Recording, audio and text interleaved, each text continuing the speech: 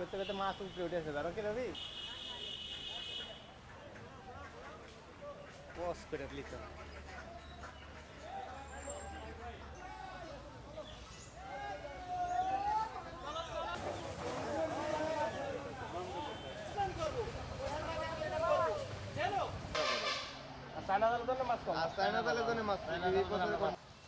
খুব আনন্দ হয়েছে, বড় বড় মাছ পাওয়া। প্রায় এক দেড় ঘন্টার মতো মাছ হচ্ছে যে আর কি তারাই বেড়াইছে। কিছু মাছ পাইছে 15-20টার মতো মাছ, বড় বড় মাছ পাইছে।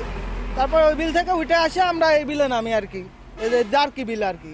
এই বিলে নামার পরে আমরা অনেক সময় মাছ হচ্ছে যে পলই দিয়ে ছাপানোর পরে কয়েকটা মাছ পাওয়া গেছে এই উপরের দিকে। তারপরে আমরা নিচে পুকুরের পাড়ের দিকে যাই, ওইদিকে যায় ব্লাড মাছ অনেকগুলো পাওয়া গেছে। ব্লাড কাপ মাছ বড় বড় 2-3 কেজি ওজনের হবে, অনেকগুলো পাওয়া গেছে, 4-5টা।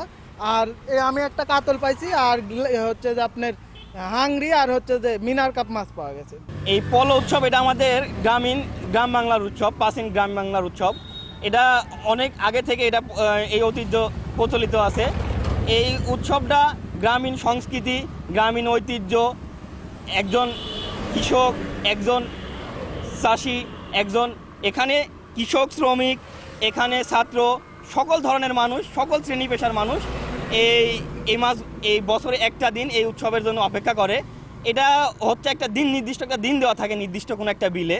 আজকে প্রথম বিলে মাছ ধরার উৎসব ছিল হচ্ছে যে বিলটঙ্গি বিলে। ওই বিলে কিছু পরিমাণ মাছ ধরা পড়ছে, তবে কাঙ্ক্ষিত মাছ ধরা পড়েনি ওই বিলে। তারপরে সবাই মিলে নামছিলাম এই গোরস্থান বাজারের এই দারকিনির বিলে। এই বিলে নেমে অনেকেই মাছ পাইছে, কিছু রুই মাছ পাইছে, কিছু পাইছে হচ্ছে যে ব্ল্যাক কাপ, সেটা অনেক বড় সাইজে, 1.5 থেকে 2 কেজি ওজনের। কেউ কাতল পাইছে, কেউ গ্লাস কাপ পাইছে, অনেক ধরনের মাছ ধরা পড়ছে। ইয়াসিনপুর নাটোর সদরের ইয়াসিনপুর থেকে অনেক দূর দূরান্ত থেকে 400-500 লোক এসে আমরা মাছ মারি। আমাদের এটা বাঙালিদের একটা ঐতিহ্য, সারা বছরই এই মাছ মারার একটা মিলন মেলা পরিণত হয়।